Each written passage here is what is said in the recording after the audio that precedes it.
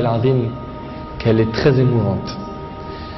C'est l'histoire d'un homme qui a dit à sa femme: et si on allait manger dans un restaurant? Elle lui répondit: non, je te propose plutôt d'aller le demander à une autre femme. Moi je mange pas au resto avec toi, va manger au resto avec une autre femme. Il s'étonna, il lui dit: je t'invite à manger et tu me dis de sortir avec une autre femme? Mais comment ça? Je suis pas de ce genre d'homme. Et quelle femme tu parles? Et de quelle femme tu parles? Elle dit: ta mère. Imagine la scène. Ta mère, je renonce aujourd'hui à ton invitation pour que tu invites ta mère. Ça fait longtemps que tu l'as pas invitée à manger ou à se promener, sors donc avec ta maman. Il lui a dit qu'Allah te récompense.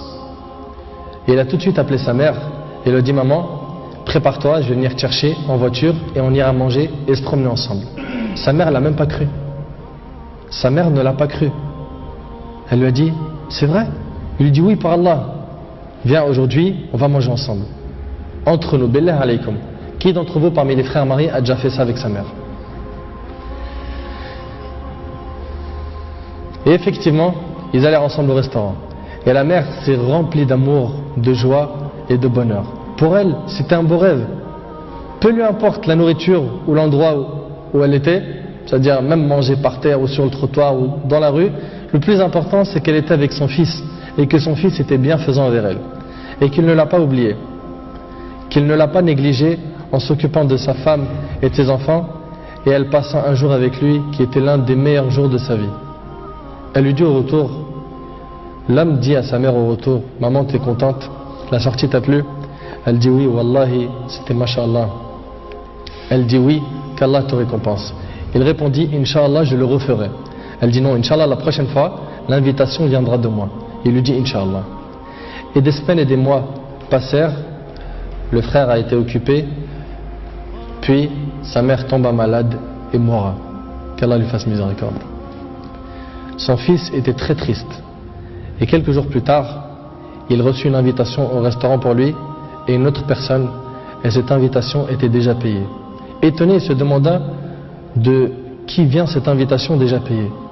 Il est parti alors avec son épouse au même endroit où il avait mangé avec sa mère, et là une lettre l'attendait de la part de sa mère. Il y avait écrit: mon cher fils, qu'Allah te récompense, je t'avais promis de t'inviter au même endroit pour manger, mais tu étais souvent occupé. Et maintenant je tiens ma promesse et je t'invite avec ta chère épouse, et je t'invite avec ta chère épouse, qu'Allah vous récompense.